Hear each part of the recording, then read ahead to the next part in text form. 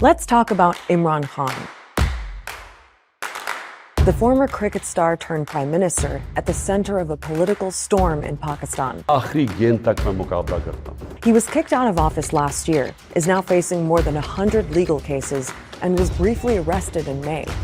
It led to huge protests and violence. Khan says he's the victim of a conspiracy to force him out of politics for good. What is happening right now is not because of me. People in Pakistan are really divided over Imran Khan. His supporters see him as the only hope for the country, Imran has basically become a prophet of change. while his opponents accuse him of spreading lies and fueling a toxic style of politics. This became a two-way fight of rhetoric of like good versus evil. So who is Imran Khan? Why is he so divisive? And why is politics in Pakistan in such chaos right now?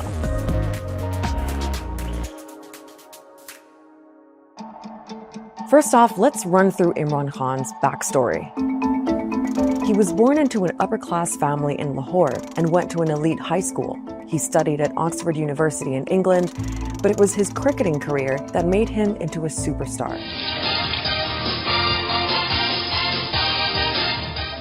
In 1992, he led Pakistan to its first and only World Cup victory, and then retired from the sport.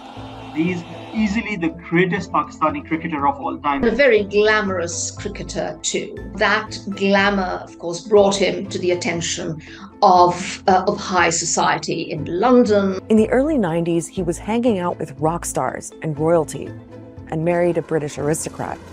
But he was also getting into charity work, and raised money to open a cancer hospital in Lahore in memory of his late mother. Here's a cricketer, a public icon, trying to provide free cancer care in a country where this was not accessible for most people. And that then translated into a conversation he had about the role of corruption, improving governance, and then his entry into politics. In 1996, Imran Khan launched his own political party, Pakistan Tehreek-e-Insaf, which means Movement for Justice. He styled himself as an outsider on an anti-corruption mission, but his political career didn't really take off until 2011. That's when he held 2 rallies in Lahore and Karachi. Tens of thousands of people showed up. He was promising to bring a new kind of politics to Pakistan. And 7 years later, that message helped him get elected as prime minister. मैं ये आपके सामने ये pledge करता हूं कि इंशाल्लाह ये एक बिल्कुल आप मुख्तलिफ किस्म की पाकिस्तान में गवर्नेंस देखेंगे. Now, until Khan came on the scene, Pakistani politics was dominated by 2 parties and 2 families. The Bhutto family, which is linked to the PPP, and the Sharif family linked to the PMLN. That's the party of the current Prime Minister, Shehbaz Sharif. For years, the 2 sides have been alternating in power, a pattern that Khan was determined to break. To demolish what he called the grip of dynastic politics in Pakistan. He's very popular among young Pakistanis who do not see the old guard as being representative of their ambitions and aspirations. He's also popular among middle and upper middle and elite classes. They are of the view that Pakistan have been harmed by the politically corrupt elite for too long, and Imran is our hope. Now, there's another layer in Pakistan's politics that you need to know about, and that's the military. Since Pakistan's independence in 1947, there have been several military coups, and generals have ruled directly for 33 years in total. But when there's been a civilian government, the military still plays a big role behind the scenes. They have like such a strong, influential meddling going on that no government in Pakistan really gets formed without their involvement. And it seems that was also the case for Imran Khan, that the military was pretty influential in his rise to power. This is something which is acknowledged by the military leadership of that time. People who have subsequently came out after the retirement and acknowledged and confessed that yes, we have helped Imran win. And Khan actually sold himself as a candidate who could work with the military. They were seen as being on the same page. The constant struggle and tension between civil and military establishments in Pakistan was something that people expected would end with Khan coming into power. But it didn't. Here's what happened. So it's 2018, and Imran Khan's just been elected prime minister. It was actually a pretty contentious election, and his political opponents accused him of fraud. But Khan was popular, and for a lot of people, it felt like a fresh start. Remember, his big thing was tackling corruption, something he said was at the root of most of Pakistan's problems. So he went on a massive anti-corruption drive. Many politicians and government officials were arrested. Khan's supporters approved, but his critics said it was one-sided and that he was only targeting his political opponents, though Khan denies that. Order in the house, please. Another criticism was that Khan's approach created a kind of vindictive and divisive political atmosphere. When he made compromise a bad word, you were all in with Khan or you were anti-Khan for whatever reason, that was the conversation. Khan brought with him an extremely divisive and some would say hateful style of politics. Much of that reflected in the language that he used, haranguing his opponents and accusing them of being thieves and crooks. सिर्फ हम जिससे मुफाहमत कभी नहीं करेंगे वो लोग हैं जिन्होंने पाकिस्तान की अवाम का पैसा चोरी करके मुल्क से बाहर लेके गए. Now, the economy was a big issue when Khan was prime minister. He inherited a lot of problems, including a major debt crisis, and he had to deal with COVID too. But the bottom line was that living conditions for most Pakistanis didn't improve under Khan. Inflation soared and the value of the currency fell. As the economic stress mounted, people sort of began questioning, what this hope and change mantra was all about. And I think that began to then erode his popularity. Overall, your democratic, your human rights, these things were being impacted. Politicians were thrown in jail, things like that. But economy was also being impacted. And along with these things, Imran's relationship with military also started fracturing. Now, it's hard to know exactly how Khan's relationship with the military broke down because this is behind the scenes kind of stuff. But strains developed after a couple of years with Khan as prime minister. It seems the military wasn't happy about the way things were looking. The economy was in bad shape. And on foreign policy, Khan seemed to be going his own way with a more anti-Western approach. There was a reported disagreement, too, over the intelligence chief, who was supposed to leave his job after 3 years, as per military policy, but Khan wanted him to stay.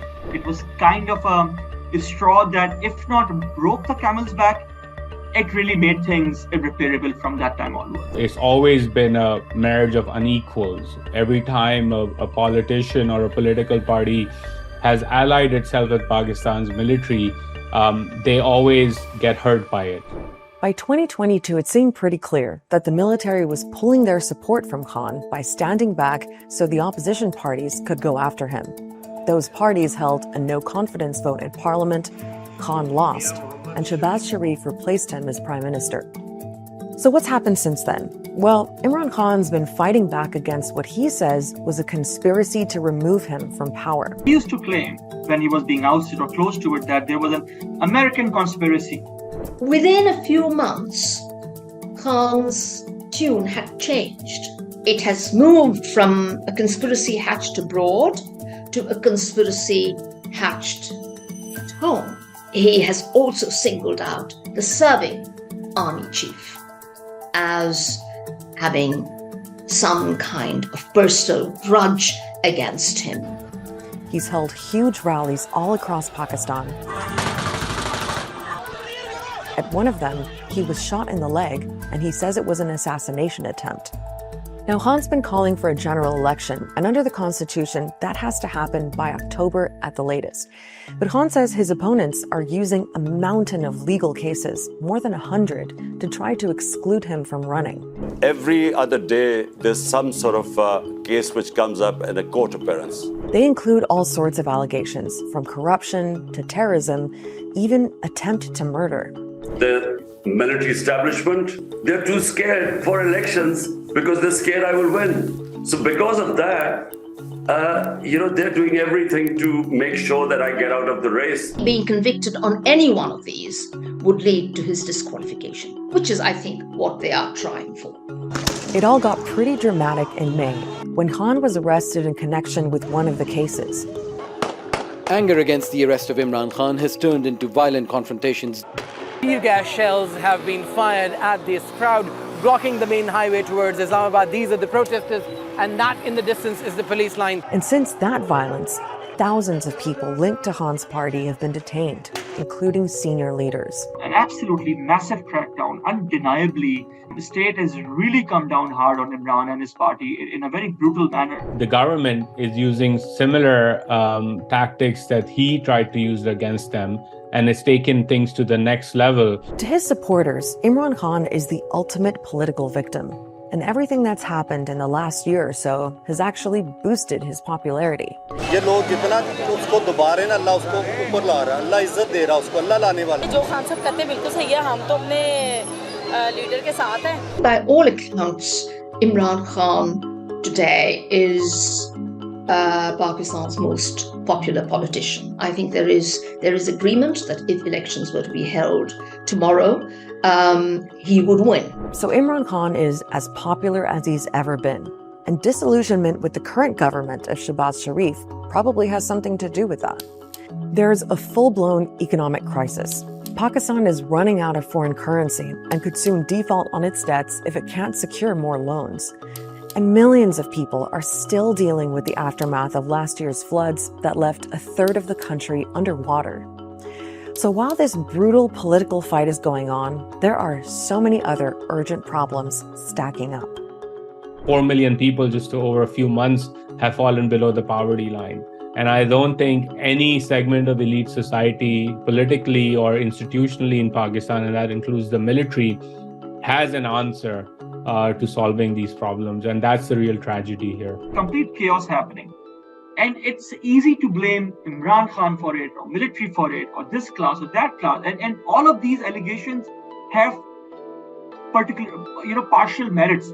But ultimately, the people who are suffering are the people of Pakistan, the country as a whole. Check out our last explainer on why Arab countries are cozying up to Syria's President Bashar al-Assad. And don't forget to subscribe so you don't miss the next episode of Start Here.